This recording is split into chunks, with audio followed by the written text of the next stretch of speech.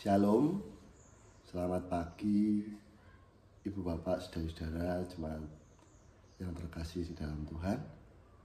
Bagaimana perjalanan kehidupan hari ini?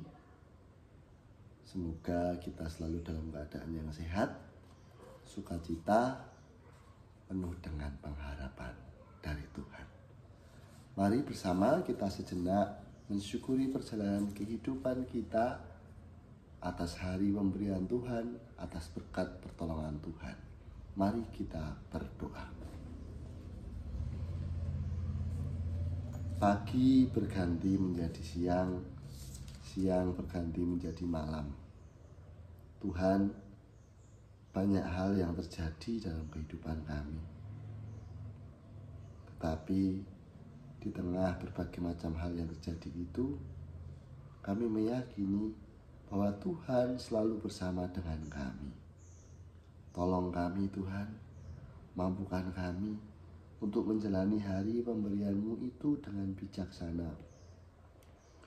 Bukan dengan mengandalkan akal budi pemikiran kami sendiri, tetapi mampukan kami untuk dengan rendah hati mengandalkan Engkau dalam kehidupan kami sehari-hari.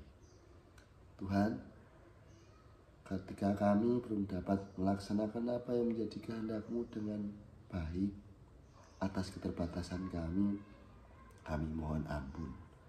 Di dalam nama Tuhan Yesus, kami membawa setiap pergumulan kami, harapan kami, terlebih rasa bersalah kami, karena kami meyakini bahwa Engkau Allah yang mengampuni kami. Di dalam nama Tuhan Yesus kami berdoa. Amin. Kita akan bersama-sama belajar firman Tuhan dari Injil Lukas 12. Injil Lukas 12 ayat 41 sampai yang ke-48. Injil Lukas 12 ayat 41 sampai yang ke-48. Perikopnya berjudul kewaspadaan.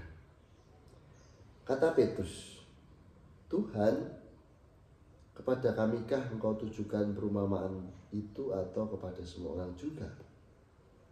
Jawab Tuhan, "Jadi, siapakah pengurus rumah yang setia dan bijaksana yang akan diangkat oleh tuannya menjadi kepala atas semua hambanya untuk memberikan mereka jatah makanan pada waktunya?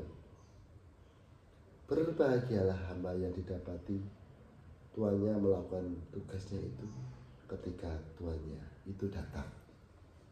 Sesungguhnya aku berkata kepadamu, tuannya itu akan memberi dia wewenang atas segala miliknya.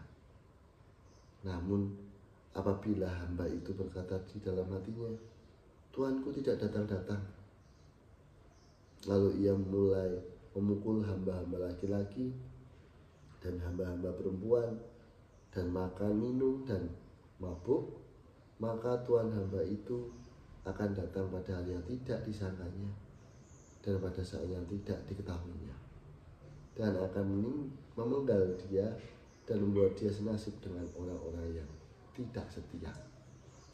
Adapun hamba-hamba yang tahu akan kehendak tuannya, tetapi tidak mengadakan persiapan atau tidak berbuat sesuai dengan kehendak tuannya, ia akan menerima banyak pukulan. Namun hamba yang tidak tahu dan melakukan apa yang pantas mendatangkan pukulan akan menerima sedikit pukulan. Setiap orang yang kepadanya banyak diberi akan banyak dituntut dari dirinya, dan kepada siapa yang banyak dipercayakan akan lebih banyak lagi dituntut dari dirinya." Demikian sabda Tuhan. Kita yang berbahagia yang merenungkan sabda Tuhan dan berusaha melakukannya dengan setia hari lepas hari. Haleluya. Bagaimana kabar dari Ibu Bapak, saudara-saudara jemaat yang terkasih? Semoga semuanya dalam keadaan yang sehat dan berbahagia. Banyak hal terjadi dalam kehidupan kita. Saya punya sebuah pertanyaan. Pernahkah kita dipercayakan sesuatu yang penting, lalu orang yang memberi kepercayaan itu pergi untuk waktu yang lama? Misal, dipercayakan sebuah tempat usaha, dipercayakan untuk menyimpan barang, dipercayakan untuk dititipkan barang. Saya pernah punya pengalaman dipercayakan dititipi ikan. Nah, saya bingung bagaimana menjaga ikan itu tetap hidup. Ketika dipercayakan atau mendapat kepercayaan atau memberi kepercayaan, itu pasti ada dua pilihan. Pertama, tetap setia menjalankan tugas seperti yang diamanatkan, meskipun yang mempercayai tidak ada bersama-sama dengan kita. Artinya, kita dituntut untuk berintegritas, melakukan tindakan baik, meskipun tidak ada orang yang mengawasi. Atau kita lengah karena merasa tidak ada yang mengawasi. Dalam bacaan kita tentang kewaspadaan dalam Injil Lukas 12 tadi, Yesus memberikan perumpamaan yang berbicara langsung kepada murid-murid tentang tanggung jawab sebagai hamba yang telah menerima kepercayaan dari tuannya, yaitu gambaran tentang Tuhan itu sendiri. Ternyata ukuran penilaian tentang Tuhan tadi itu bukan sekedar pada apa yang kita lakukan. Jadi mungkin kita sudah melakukan yang benar, yang baik, tetapi apa yang mendasari yang kita lakukan itu juga menjadi penting. Apa yang mendasari dari setiap hal yang kita lakukan, yaitu kesetiaan hati dalam menantikan Tuhan.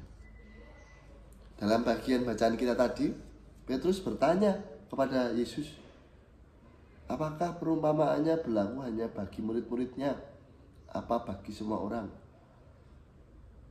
Dengan baik, Yesus menjawab bahwa semua yang menerima tugas dan kepercayaan dari Tuhan dipanggil untuk menjadi pengurus yang setia dan bijaksana.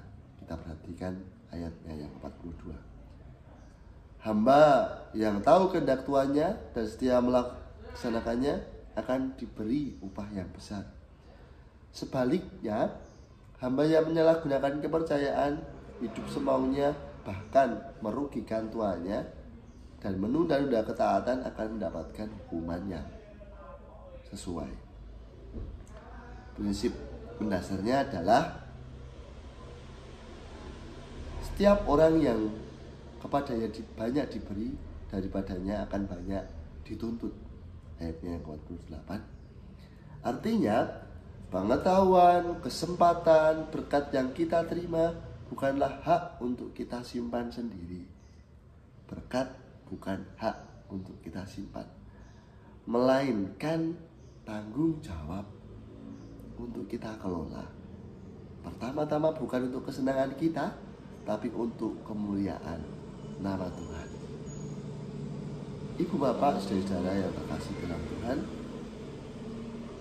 bacaan kita tadi mengajak kita melihat sejenak bahwa kesetiaan dalam kehidupan kita tidak diukur oleh besarnya tugas, melainkan oleh kesungguhan kita dalam kita melakukannya. Meskipun tugas kita kecil, tetapi ketika kita melakukannya dengan setia, Tuhan berkenan. Baik ketika ada yang melihat ataupun tidak ada yang melihat. Hidup kita sepenuhnya, berkat yang kita terima adalah kepercayaan dari Tuhan. Lewat keluarga, pekerjaan, pelayanan, bahkan waktu dan kesehatan yang kita miliki, itu semua adalah tanggung jawab yang harus kita kelola dengan setia untuk kemuliaan nama Tuhan. Dan Tuhan tidak menuntut kita untuk menjadi sempurna, tetapi ia mencari hati yang mau setia menggunakan berkat-berkat-Nya. Kiranya kita bisa dimampukan memanfaatkan setiap kesempatan hidup kita untuk mengasihi, untuk melayani, untuk menghidupi firman-Nya.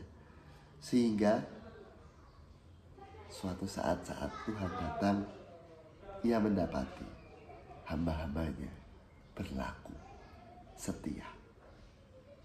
Selamat memperjuangkan kesetiaan dalam tanggung jawab kita, besar kecil.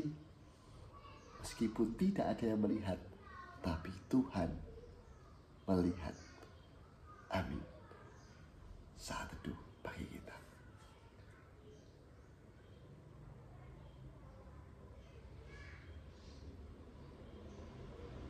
Tuhan Yesus yang penuh kasih, kami bersyukur atas setiap berkat yang Kau berikan dalam kehidupan kami.